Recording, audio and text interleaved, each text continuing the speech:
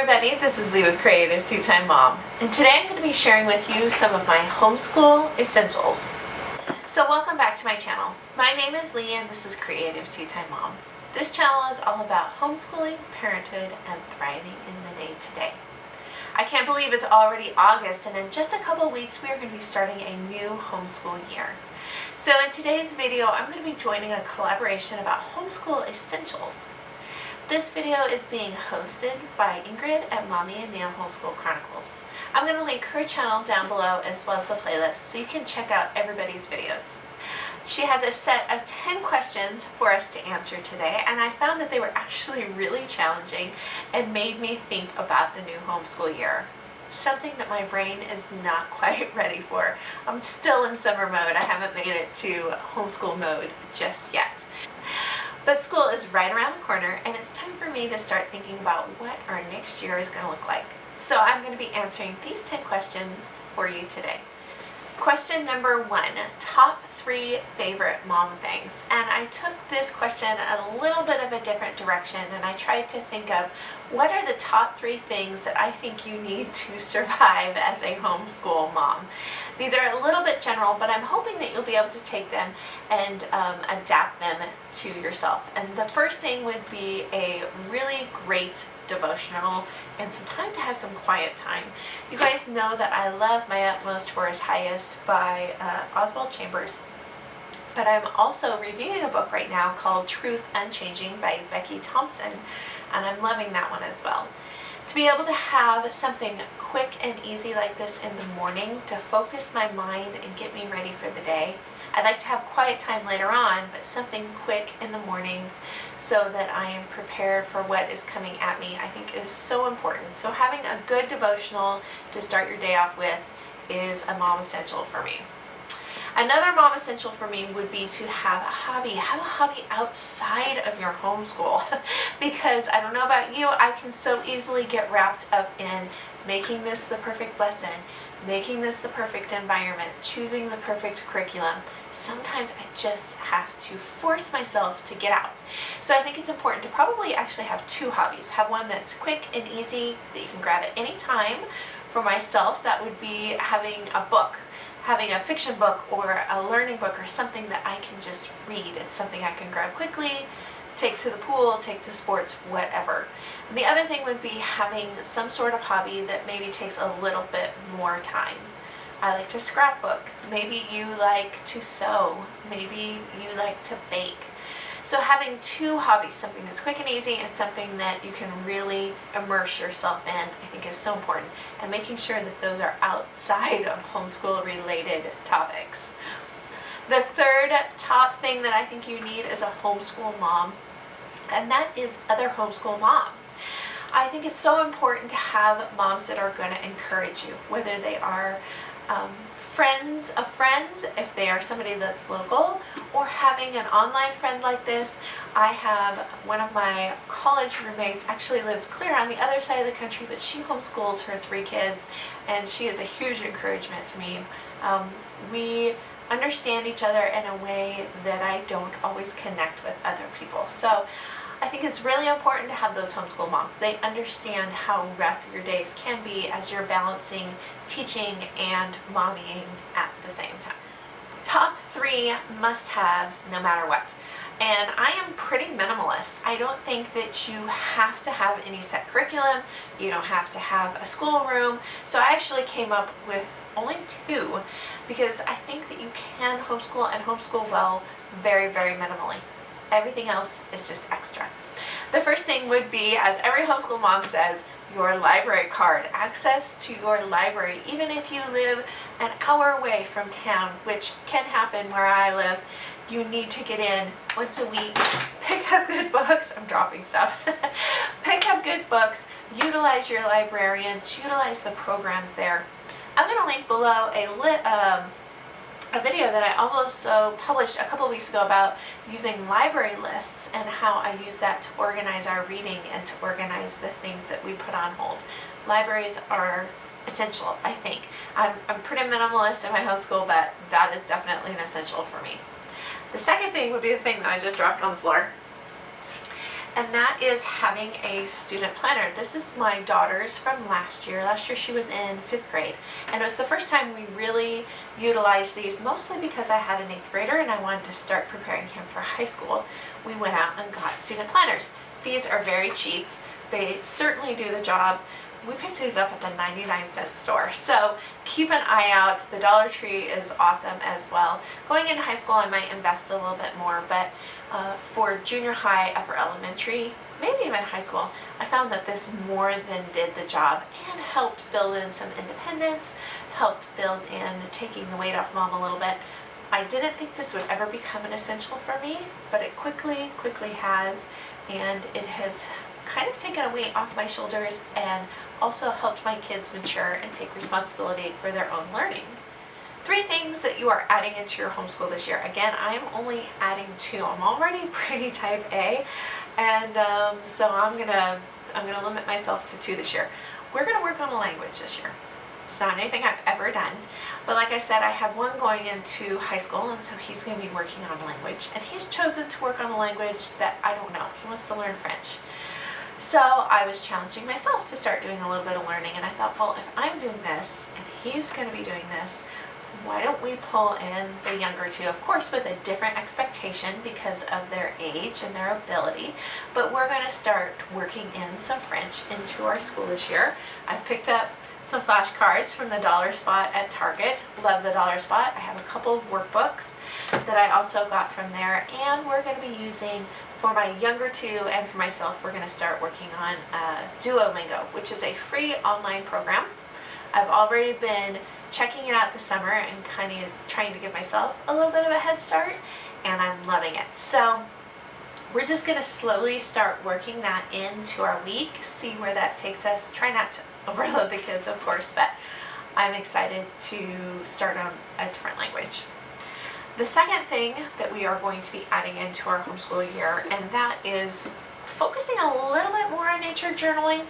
We live in an area where we get out in nature quite a bit. We love to hike, we love to be at the lake. I love to explore with the kids, even when it's bugs. I try to make myself be adventurous and get interested, but we have never done anything very formal with it. And I was able to get these 12 months in the forest. These are by Thinking Tree Journals. I'm not gonna be super heavy on them, but I think we are going to somehow try to incorporate these into our homeschool day. I'm excited about this one because it is broke up by month. The pages repeat, but you can start journaling what you see at different times of the year. So we're going to try and find a place that we can go to fairly easily, reoccurrent, a couple times a year, and start working on these. 3 things that you are changing or removing. Again, I only have 2, and I think that's not good because I am so type A and we are adding things in. I think I need to shed a few more things, but these are the 2 that I am for sure letting go of. Kids are not going to take ceramics this year. They were a little bummed about that, but they had other things they wanted to take, other classes they wanted to take at our co-op, so we are letting go of ceramics. I'm a little bit sad because I was starting to collect some really nice pieces in my cupboard, but we're going to take a break from that.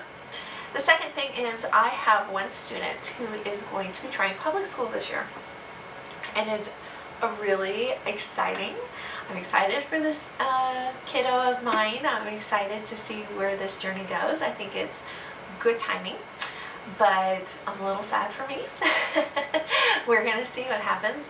We're going to give it a good attempt and see. I think it's going to be a good fit. But that is a huge change to our homeschool, a huge something that is being removed, going from 3 students to 2. So we're going to see. This is going to definitely be an interesting year. The next question is 3 items in your homeschool survival kit. The first one that I have here is this roll-on blend from doTERRA, which is called In Tune.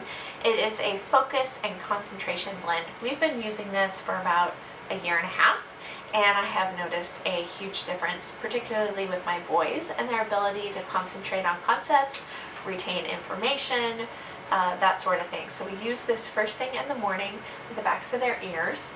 The second item that I have is very similar to this, would look just like this, and that is the Peace Blend by doTERRA, and that one's for Mom because you guys know it can get kind of hectic when you're bouncing back and forth from grade to grade and subject to subject. Your brain can feel a little bit scrambled. So I take that Peace Blend and I put it behind my ears first thing in the morning. The third thing that I would say is a must-have for my homeschool survival kit, and that is a really, really good read aloud. We love to read. I will link our 10 read alouds for the homeschool year. I'll link that video down below. But having a good read aloud available, if all else fails, everything else is falling apart, throw some cookie dough in the oven and pick up your read aloud and get a couple chapters in. It seems to calm everybody down, take us back to a place of being able to relearn. So always having a good read aloud on hand. The next question is 3 favorite subjects to teach. My first favorite subject is, of course, literature. I was a lit major in college and I have my teaching credential in literature and language arts. So being able to, like I said, pick up a really good book and talk about what's happening and why the author included particular details or didn't include other details. We don't analyze every book we read, but when we do, I get super excited about it. It really fires me up, gets me inspired to teach with my kids. I love teaching literature. The second thing would be geography, and that is because we just love to travel around here. My husband and I did quite a bit of travel before we had kids, and I'm hoping to travel once the kids are older. So we love learning about geography and people and places and where things are located and how that relates to what we're reading. The third subject that I love to teach is science, and not so much the physics of science. That's a really difficult subject for me. But the biology and the chemistry and the things that you can kind of observe a little bit more and have some hands-on learning. I know you can do that with physics as well, but I feel like biology and chemistry really lend themselves to hands-on experiments, and we love doing science in this house. That's part of the reason why I'm going to start pulling in some more of this nature journaling and relating it to our science as well. The next question is, what is the best time for you to do your planning? And I would say Thursday, Friday afternoon. Beginning of the week is really, really hectic for us. I have an outside job that I work at the beginning of the week, and we're just trying to get back into the routine. But by Thursday, Friday afternoon, things have calmed down. Now, I used to plan 6-week blocks at a time because our school does 6-week, I have to turn in grades every 6 weeks. So I used to just plan out those 6 weeks, and I found that if we had an off day, if somebody got sick, if a field trip changed, or if there was an unexpected doctor's appointment, I would get frustrated because it would throw that whole time off. And planning 6 weeks at a time does take quite a bit of prep work. So then I tried 3 weeks at a time, and that was okay. I have gotten to the point lately where I have an overall plan for the year, but detailed planning is 1 week at a time. It's just something that I start that detailed plan on Thursday afternoon. I make sure it's done by Friday afternoon. When we're done with school on those 2 days, I sit down and I plan out just a few subjects quickly, 15-minute block, and maybe calculate a couple of grades, and that's it. And I close the book for the rest of the weekend. It's just for me to just get it done in those short little blocks every time, and then I don't feel overwhelmed. I don't feel like we're way behind. I can generally still track in my brain where we're headed and where I want to be by the end of the year, but the day-to-day details I keep very, very simple. The next question is your favorite planner and supplies, and I did a review on this planner a couple weeks ago that I will link down below. It's a Plan in Place planner. It is perfect for homeschool. I felt like, yes, there was some extras in here as far as book lists and stuff, but all things that I will use, and a lot of things that I hadn't thought about. Pages for planning homeschool field trips, pages for contacts for those field trips. Like I said, book lists, months at a glance. I love this one. I never thought, because I am such a minimalist, I never thought that I would get on the planner train necessarily, but this has become way more than I ever imagined. I'm loving this planner. So I'm going to link the full review down for you below. I think you will love this one as much as I do. Even if you're a minimalist and you're not sure about investing a little bit more in a planner, I would say give it a shot. You won't regret it. And the last question is 3 field trips that we are planning for the homeschool year. I'm definitely planning a field trip to the planetarium. It's been a couple years since we've done that, and we have a great planetarium here in town. Really great resources. The people that run it are amazing and super knowledgeable and really volunteer and make the experience just awesome for the kids. So we're hoping to do that this year. I also want to go check out one of our local dairy farms here in town.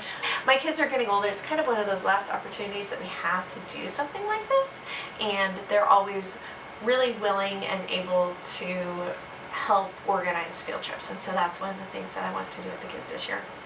I'm also looking into doing a Pioneer Day. We have a local state park about 30 minutes from here that does Pioneer Days 3 or 4 times a year, where they get dressed up and they do a lot of demonstration and that sort of thing. It's, for some reason, it's just always fallen through the cracks, but I think with the history that we are doing this year, it's going to fit in well with what we're going to be learning. So I'm going to try and tie that one in as well. As a bonus, I know that there is one of the local farms here that does a Civil War reenactment. I don't know if they do it every year, so I'm not banking a whole lot on that one. But if it comes up, I think I'm going to try and squeeze in that one as well. So those are the questions for the Homeschool Essentials Collaboration 2019. I'm going to link so many things down below for you. The hostess, the playlist, some of these other videos that I have mentioned. I hope you will check them out. Leave me a comment down below if you create a video like this one. I would love to see it and see your answers to these questions as well. I hope you guys enjoyed this one, and we'll see you next time. Bye, guys.